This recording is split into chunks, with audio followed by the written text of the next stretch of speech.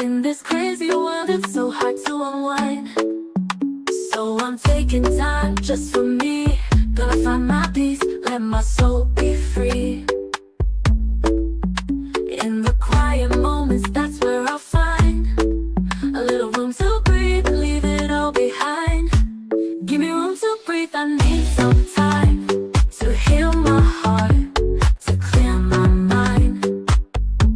Gonna love myself, yeah, I believe in the power of me. Just give me room to breathe. Great new day to all my self-care family and friends. Elevated awakenings to you all, and welcome back to another Room to Breathe podcast. I am your host, Life Coach 614, and I am so happy that you've made space to be here with us today. Now, before we jump into today's episode, do me a quick favor. If you're feeling the vibe, go ahead and show us some love. Tap the screen, like, comment, but most importantly, I need you to share this out with someone who may need a little healing energy today. And if this is your first time here or you haven't already done so, go ahead and hit that follow button. Subscribe to our channel so that way you're always tapped in when a new episode drops. I also want to personally invite you to check out our digital home at theselfcareclub.org, where you will find everything from affirmative apparel to motivational merch, as well as a ton of free resources to help nourish your growth and remind you that you are supported every step of the way. Just know that you don't have to do this alone. We are healing in community, growing one breath, one moment, one day at a time. So today, I encourage you to give yourself permission to pause, to reflect, and to make space for peace, for growth, but most importantly, for you. And if anything in today's episode hits home, be sure to drop those green hearts in the chat. That is our community's way of saying, I am healing, I am growing, and I am showing up for me. Now, let's get ready to breathe, reflect, and grow together. So it is Wednesday, y'all. Happy Wednesday. And so on Wednesdays, we have decided to do a word on Wednesday, or wow, right? Make it a wow day. And so when I think of our wows, I think of it as just kind of like our midweek pause, just a moment to slow down, breathe deep, and just sit with a word long enough for it to meet us where we actually are. And I don't know, I really love this concept because words matter, right? Words words shape how we interpret life. I think that words influence how we respond to pressure and pain and change, right? And so yeah, before we just jump into this, let's just all arrive here together. Let's unclench your shoulders, relax your jaw, right? Just loosen up a little bit. And everybody just take in one slow breath. Breathe in through your nose. And then exhale from your mouth. Thank you for the heart, me. Another breath in. And out.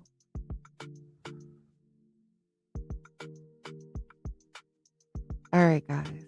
So today's word isn't a trendy word, but I think it is a word that is very necessary.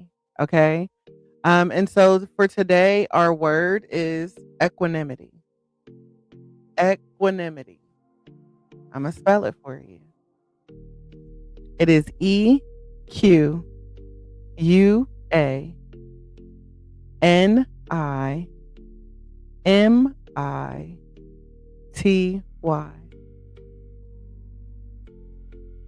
Equanimity. EQUANIMITY.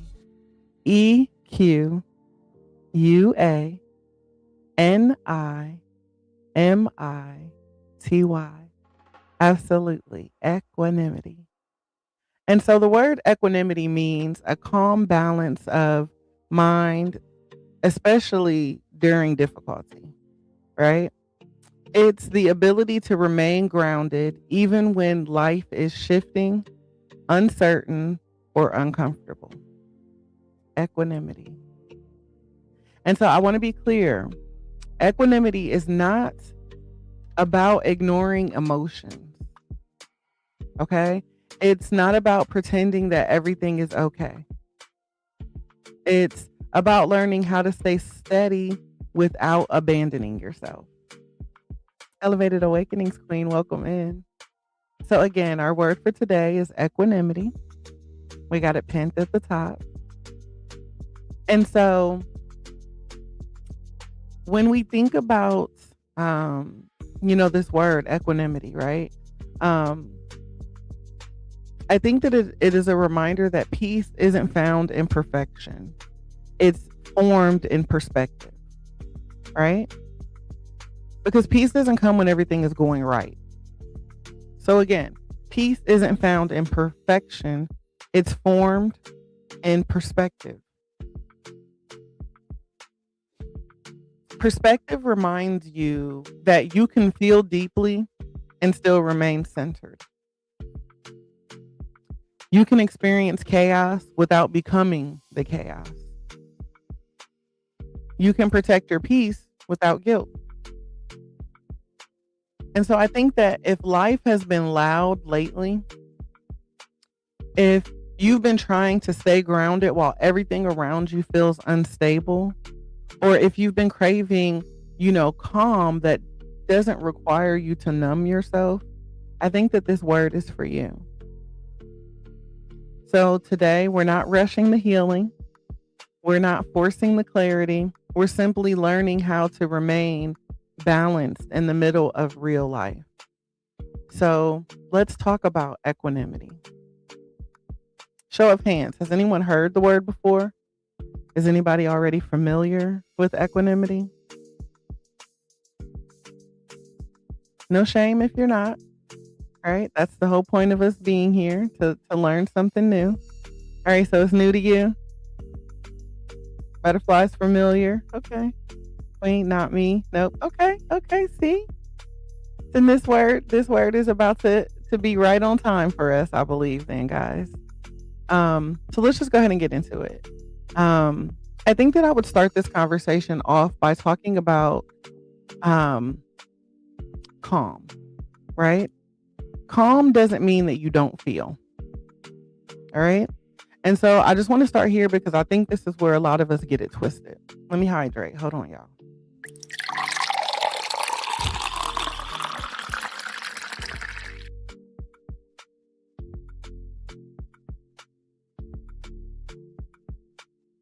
That good old H2O gets you right every time. Okay. So again, I think that this is a good place to start because this is the area that I think that we all kind of get it twisted.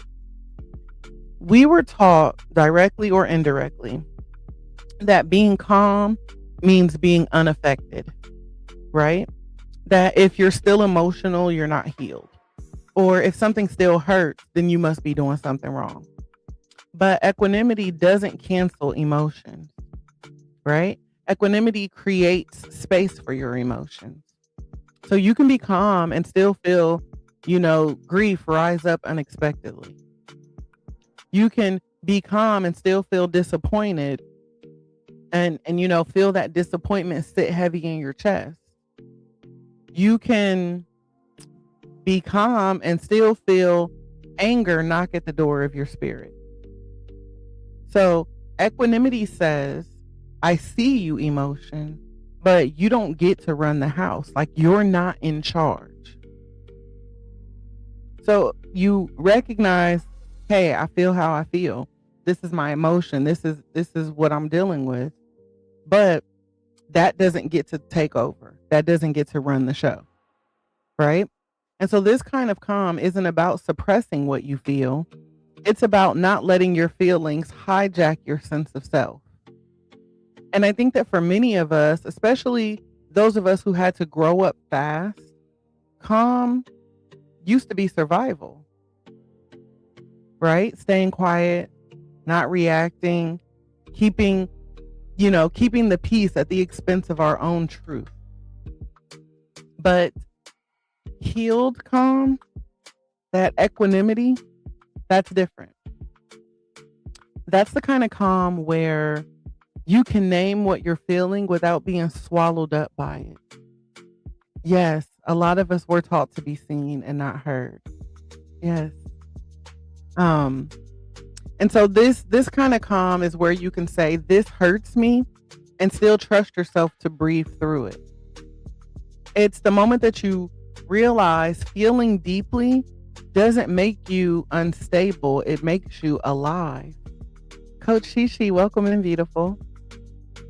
And so equanimity is emotional intelligence, not emotional absence.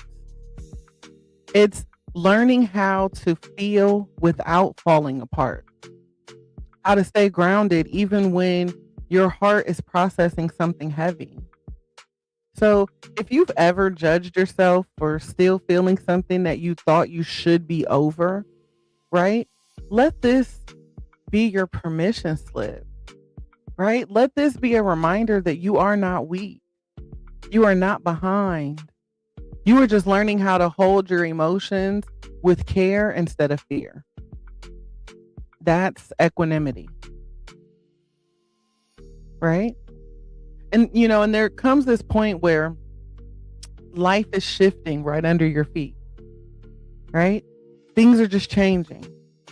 And so equanimity gets real when nothing feels settled, right? So when the plan that you were standing on suddenly collapses, or when the relationships that you trusted start to feel unfamiliar, when the season you prayed for arrives, but it doesn't quite look like how you imagined it to. This is the space where anxiety usually shows up loud, right? Where your mind starts racing ahead, trying to predict outcomes. You're bracing for impact, trying to regain control. But equanimity doesn't ask you to control the moment. It anchors you, inside, right? It's simply asking you to anchor yourself inside. And so I think that the truth is life is going life, y'all. So there will always be shifts in life. Everything changes. People change. Certainty will come, it will go. But equanimity is realizing that your stability doesn't have to depend on what's happening around you. So it's like when I say I'm okay, even if the whole room around me is burning down, but I'm like, no. And you like, coach, everything around you's on fire. And I'm like, nah, but I'm good. And you're like, girl, but Rome is falling. And I'm like, I'm cool. Right? It's the moment that you stop asking, why is everything changing? And you start asking, how can I stay grounded while everything changes? Because if we look at the world around us, life is changing. We are experiencing climate changes like never before. We are seeing, because we have social media and the World Wide Web, we are seeing hate amplified. We are seeing people, tear other people down in real time. But we're also seeing people who are showing up to build people up. We also see people who are trying to pour back into the community, trying to make the world a better place. And so while everything around us is changing, either for the better or for worse, we have to start asking ourselves, how can I stay grounded while everything around me is changing? And so for some of us, that grounding might look like returning to your breath when your thoughts start to spiral. It might look like reminding yourself that, okay, I've been through tough times before, right? I've navigated uncertainty before and I'm still here. I'm still standing. It might look like releasing the need to know what's next and just choosing to be present with what's now.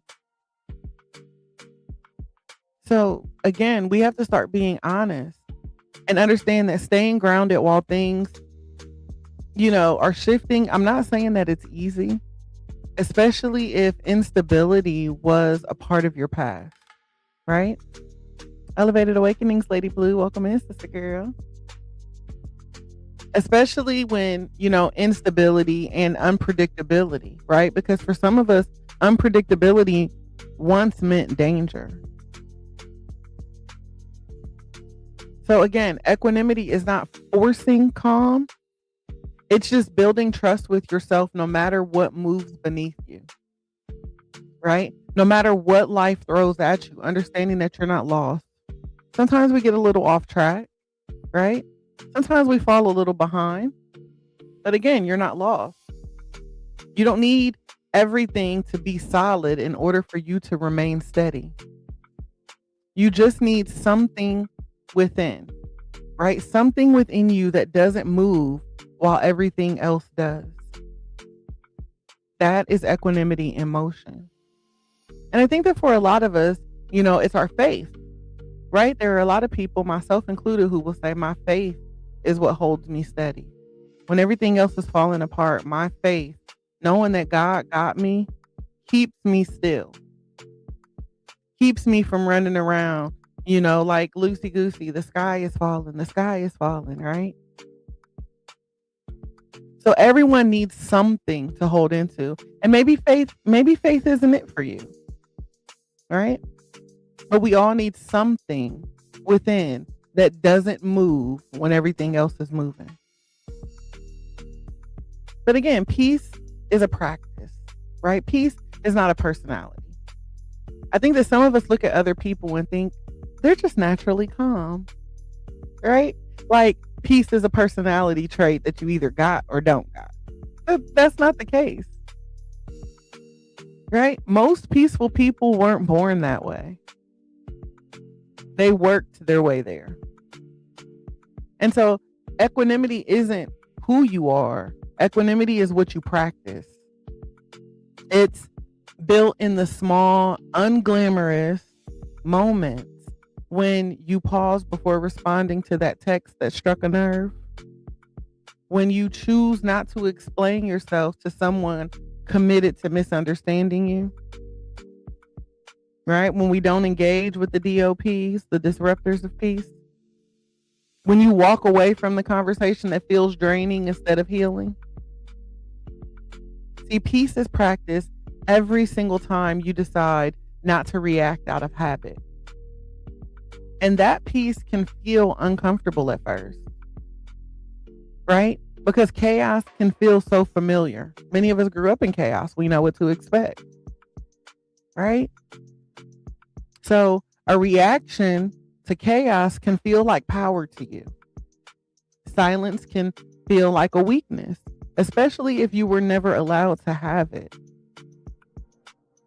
So equanimity teaches you that restraint is not repression, right? That restraint is a form of discernment. It's knowing when to speak and when to save your energy, to pick and choose those battles, when to engage and when to just simply choose to protect your spirit. Peace doesn't come from finally having control over everything. It comes from releasing the belief that you have to control everything. Welcome in, Tev. And so every single calm choice is a rep, right? When we think about working out, every calm choice is a rep. Every pause is strengthening a new muscle. Every boundary that you set is reinforcing your inner peace, your inner balance. So if peace feels awkward right now, that doesn't mean that you're doing it wrong. Double A, welcome in. It doesn't mean that you're doing it wrong. It simply means that you are practicing something new. And practice, that's how equanimity becomes lived, not just learned. So for anybody who's thinking that they're weak for wanting calm, I'm just here to tell you today that you're not weak. for desiring calm and peace. I think that somewhere along the way, a lot of us learned that being calm meant being quiet or compliant or easily overlooked.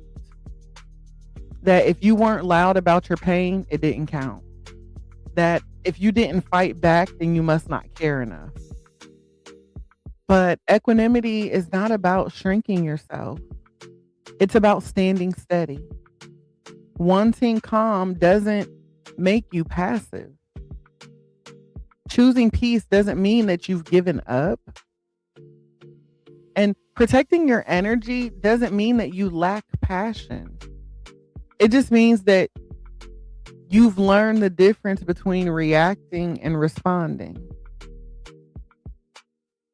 Equanimity is knowing you don't have to raise your voice to prove your value. That you don't have to defend every decision that you make. You don't have to engage in every argument that you're invited to. Let them people argue with themselves. Elevated Awakenings Passion Flower. And so again, that kind of calm takes strength, especially, if you come from environments where survival required staying alert, staying loud, or ready to defend yourself. Equanimity is choosing not to live in a fight or flight mode anymore. It's realizing that calm is not the absence of power, but it is power under control. And so again, let's be honest. Some people will be uncomfortable when you stop reacting the way that you used to, right? When you don't feed into their chaos, when you don't perform their pain. But that discomfort is not a sign that you're doing something wrong. It's a sign that you've changed. And again, we go back to the beginning. Everything changes. Why shouldn't you? So no, you're not weak for wanting peace. You're wise for choosing it. Right? And when you start choosing peace, that means that you're embodying equanimity. When you start realizing that perspective is the real game changer, life is going to look so different for you. Elevated Awakenings, Mr. Jackson. Welcome in, bro. And I think that this is the part that we don't always want to hear, but we need to. Most situations don't actually break us. That's just the stories, right? And I think that the story that we tell ourselves about those situations is what actually breaks us. See, equanimity begins when you realize that peace isn't about changing the moment. It's about changing how you hold the moment. What happened, happened. But how many times are we going to let it happen? It's all about your perspective, right? And perspective is what turns an experience into either a wound or a lesson. So he did what he did, or he said what he said. She said what she said, How are you going to move forward? Are you going to utilize this experience and just stay wounded? Are you just going to sit in the hurt? Or are you going to take the lesson from it? When I think about me being in an abusive relationship for so long, I could choose to sit in that wound of being a domestic abuse survivor. I could just sit there. I can make that my whole identity. Or I can take the lesson from it, where I can look back at all the red flags that I ignored, where I can see how many seasons I set and chose to be tolerated. I can see all the things that I entertained. Now, again, I'm not saying that it is my fault, but I can learn the lesson to say, I should have reacted to this differently. I should have, left sooner. I should have maybe not even engaged in the relationship altogether. So I'm willing to be able to take a situation, a circumstance that has happened to me or an experience, right? I'm willing to take that and say, okay, where's the lesson? And sometimes you have to really sit with it, especially when it's an experience or situation that has cut you very deep, or when something has happened to you very early on in life, some sort of childhood trauma. It's hard for us to see the lesson in that sometimes. But sometimes we have to sit with the experience long enough to get the lesson from it. And so when something goes wrong, our mind tends to rush into extremes, right? We say things like, this always happens to me. I should have known better, or I'll never recover from this. But thoughts like that don't protect you, right? They pull you out of the present and drop you right back into that fear. And so equanimity is the thing that shows up and gently kind of interrupts that spiral, right? It asks you to pause, to kind of zoom out from the situation, take a step back, and it asks you, what part of this is actually happening right now? What part of this is my past speaking? What part of this is fear trying to take the mic? So understand that perspective doesn't deny pain. It just creates room around it. So that way that pain doesn't consume you. And here's something powerful. The moment you shift your perspective, your nervous system starts to calm immediately. Your breath deepens. Your body feels a little safer. That's not accidental. That is biology meeting wisdom.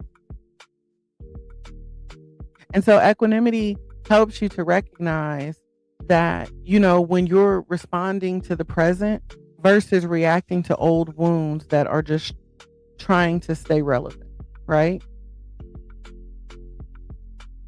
Sometimes the situation isn't new. It's just that maybe your trigger is familiar. And so perspective reminds you that this moment is uncomfortable, not unbearable. That this feeling is intense, but it's not permanent. Or maybe that this challenge is real, but it's not your identity. And so when you can hold that truth, I think that peace becomes possible inside of chaos. Hence me saying, I'm okay when all you guys see is everything around me burning down.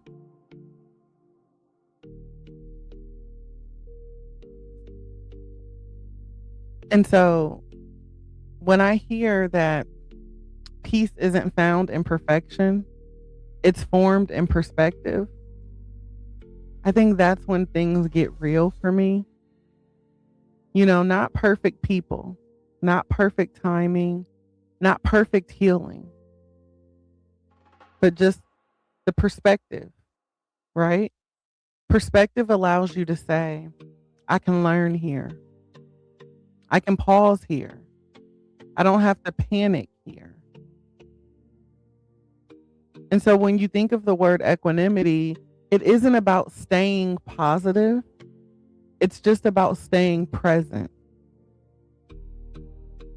Because presence, and I mean real presence, that's what gives you access to calm, even when life refuses to slow down. So for some of you who think that you just can't seem to find the calm in your chaos, you need a little more equanimity in your life.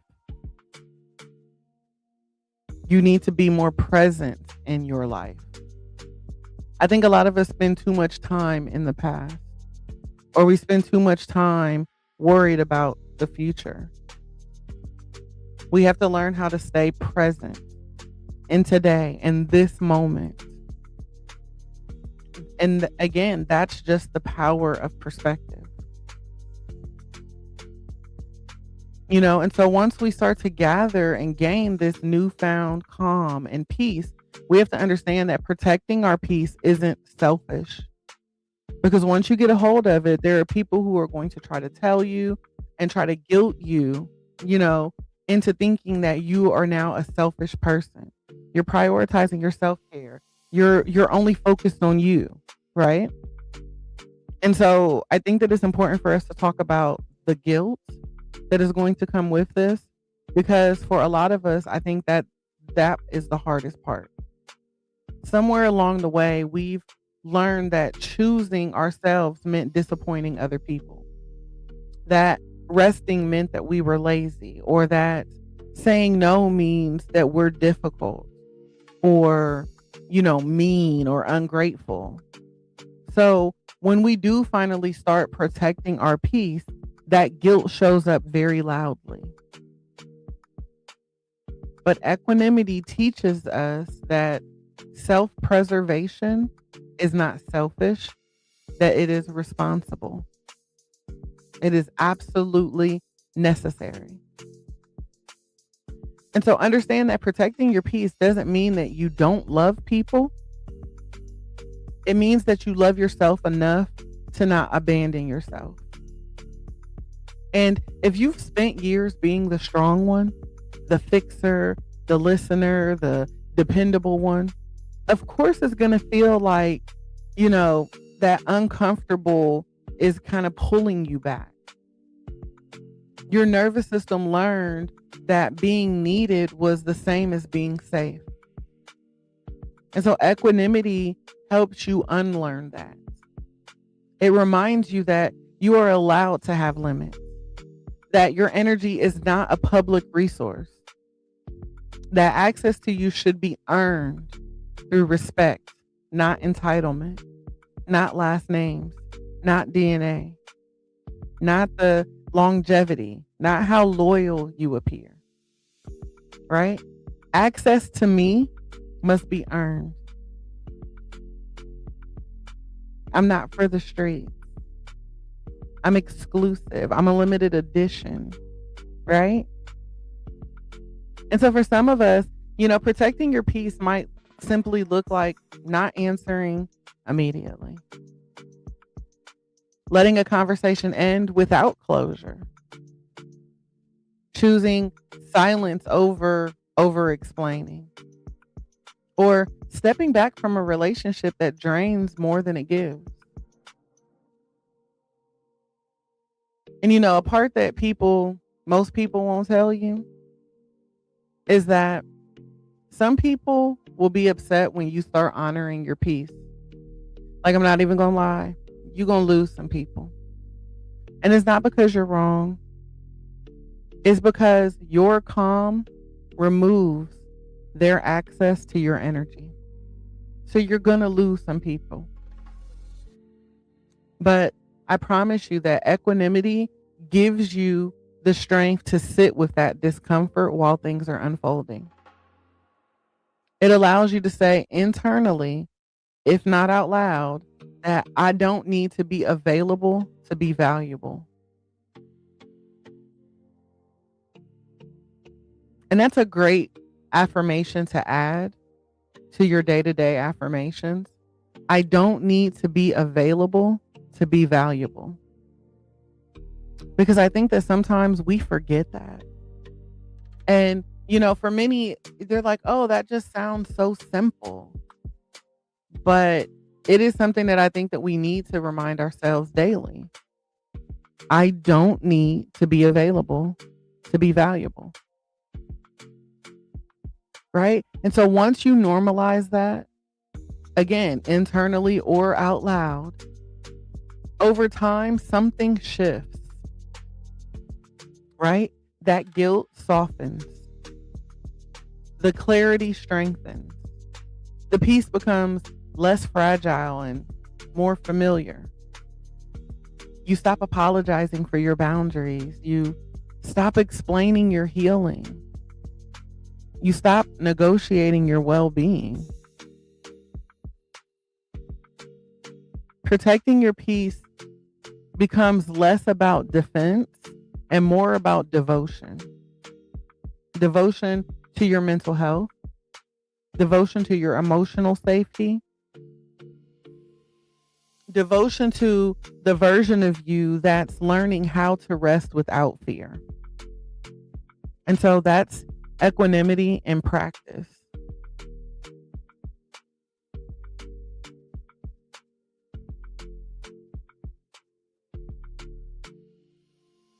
I think that this level of healing, this healing work is often misunderstood. Like, it just gets misunderstood.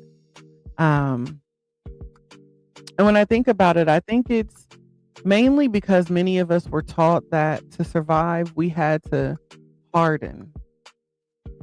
When you were little and something would happen, people were constantly telling you, toughen up, right? Close off, stay guarded, protect yourself, build walls so high that nothing can touch us again, right? And yeah, I think that those walls protected us once, but then they become too heavy to carry.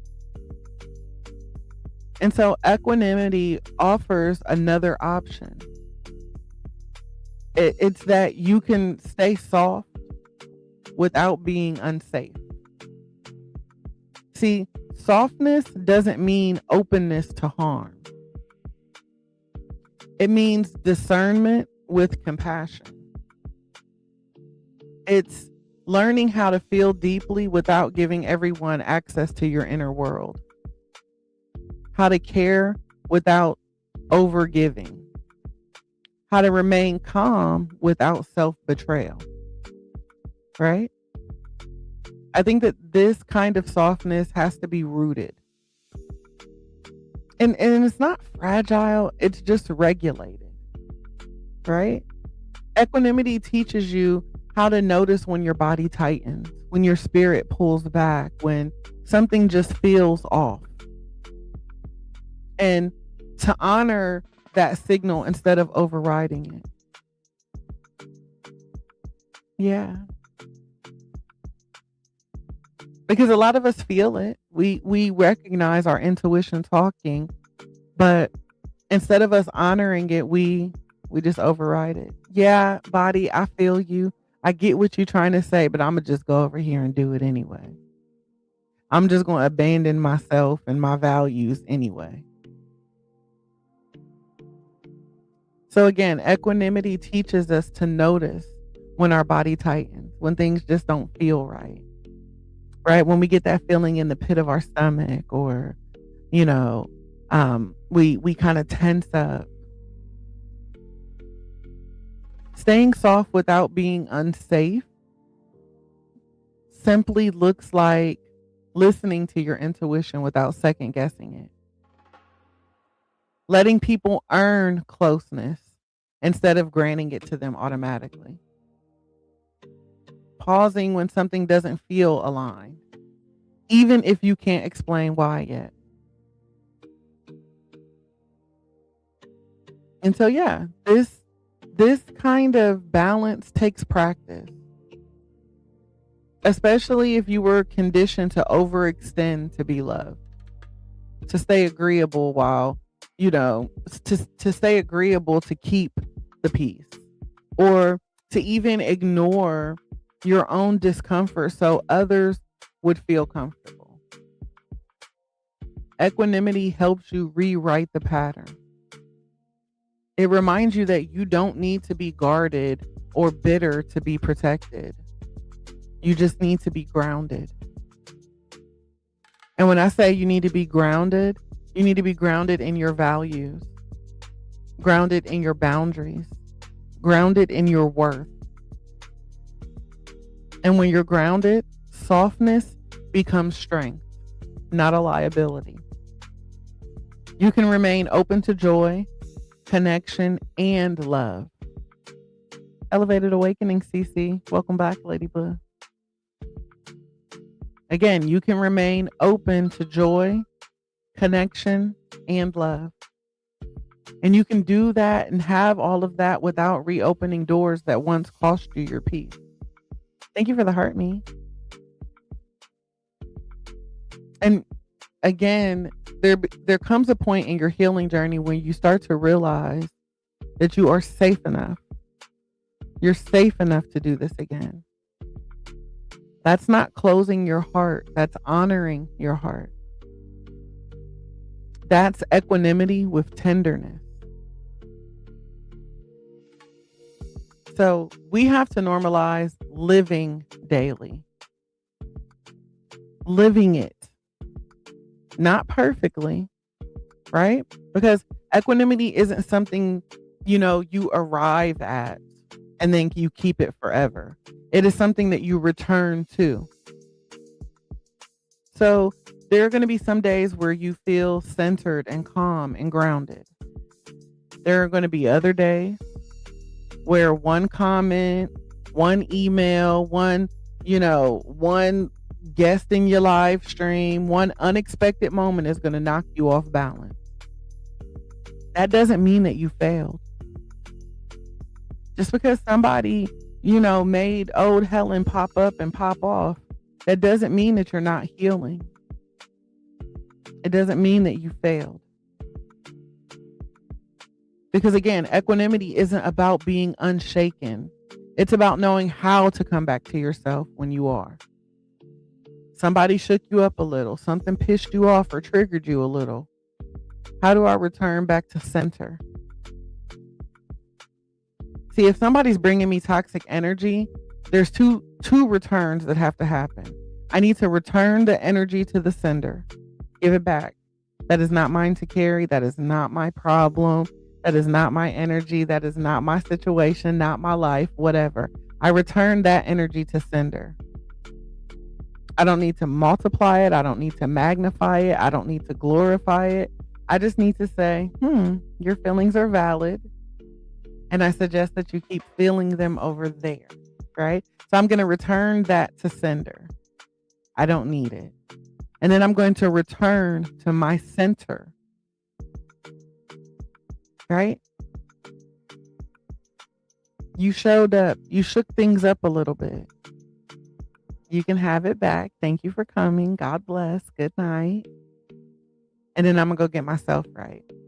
That aligns with our let them do what they're going to do. Let them feel how they're going to feel. Let them say what they want to say.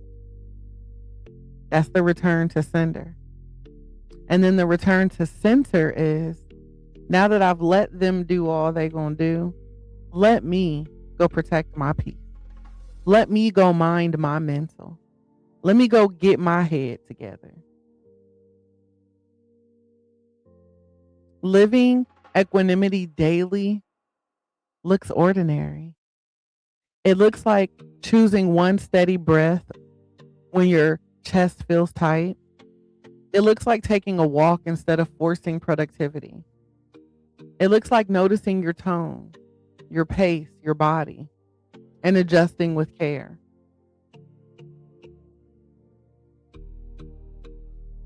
It's not about doing everything right. It's about doing everything with awareness. Equanimity grows in the small choices that we make. I'm constantly saying, don't focus on the stairs. Just take it one step at a time. Don't worry about how many stairs are ahead of us. Let's just take one step at a time. And so equanimity grows when we take those small steps. Maybe it's logging off before burnout hits. Saying, I'll get back to you instead of responding immediately. Maybe it's letting a feeling pass without labeling it as good or bad. Maybe it's giving yourself permission to pause without guilt. Right? Equanimity grows in the small choices. But again, we have to understand that calm will not always feel calm at first. Sometimes choosing peace feels uncomfortable because, again, chaos was familiar. And then sometimes slowing down feels unsafe because we were taught to stay alert. Right? We are high functioning productive people, so we think that we always have to be on, always have to be doing something. But sometimes doing nothing is the something that we're supposed to be doing. And so equanimity meets you there. It reminds you that growth often feels awkward before it feels natural. That regulation can feel strange before it feels safe. Living equanimity means extending yourself grace on the days that you forget, on the days that you react, on the days that you feel triggered and tired and overwhelmed. Those moments don't undo your healing. They invite you back into practice. Equanimity isn't about control, it's about compassion.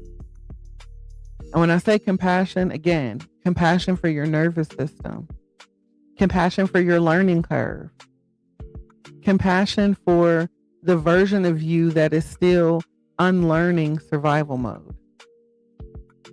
Every single time you choose to return to center or return to yourself, you strengthen your inner balance. Every time you pause instead of panic, you reinforce peace. Every single time that you honor your limits, you're deepening your grounding. That's how equanimity becomes lived, not mastered. Just lived. One breath, one moment, one gentle return to center at a time. Thank you for the follow, Nikki. So as we start to close out today's Word on Wednesday, I want you guys to remember something.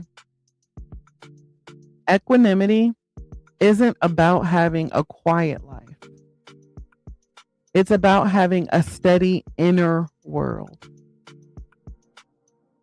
Life is going to keep shifting. People will keep changing. Moments will still test you. There's nothing I can do about that. But equanimity reminds you that you don't have to lose yourself every time things feel uncertain. Today, we've learned that calm doesn't mean that you don't feel. We learned that peace is a practice, not a personality. What up, Big Nay? Thank you for the heart, me. We learned that perspective, not perfection, is what shapes our inner balance.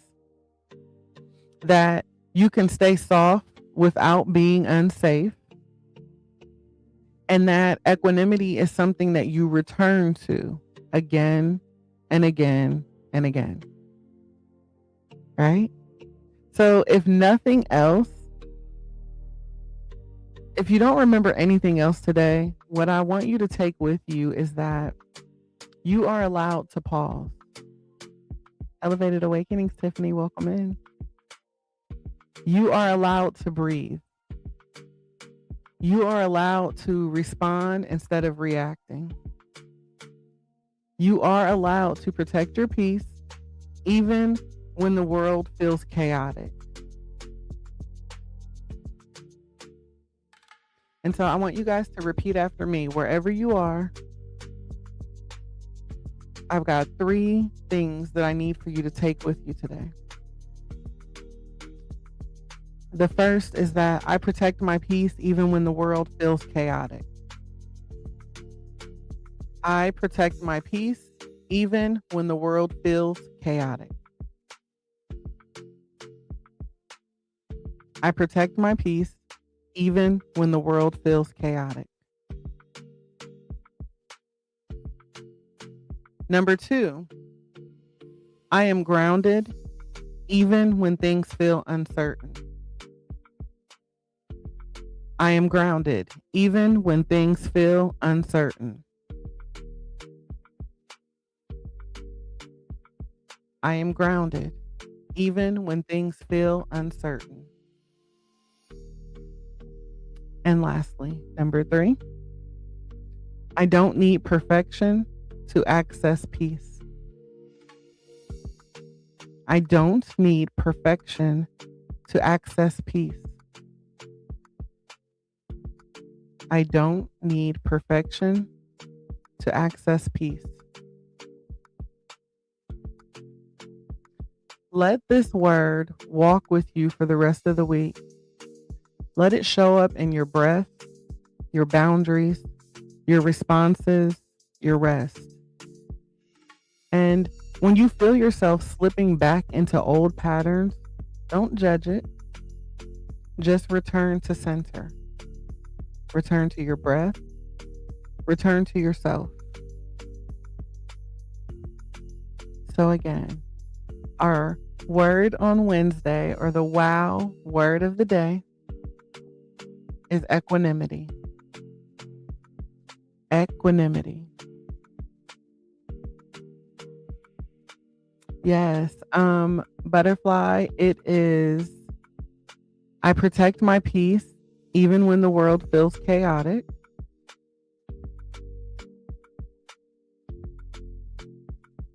I protect my peace even when the world feels chaotic.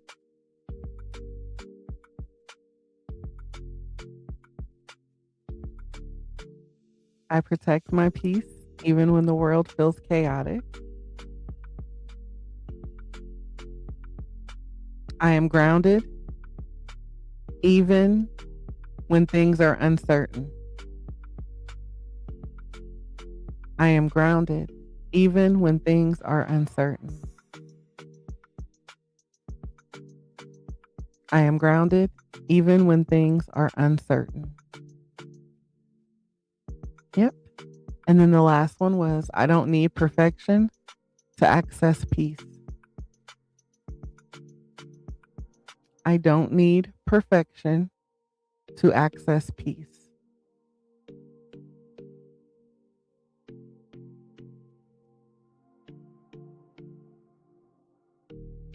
All right, guys, before we part ways, let me leave you all with a little love and light. As always, I encourage you to keep breathing through the highs, the lows, and every moment in between. I want you to keep choosing peace, even if it feels out of reach.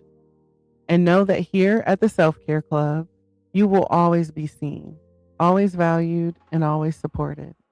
So don't be afraid to take up space, speak your truth, and make a little room for you to breathe. I love each and every one of you to life, and I am praying that your day is not just amazing, but aligned, intentional, and yes, on purpose, filled with purpose. This has been another Room to Breathe podcast, and I cannot wait to connect with you all again soon. Thank you.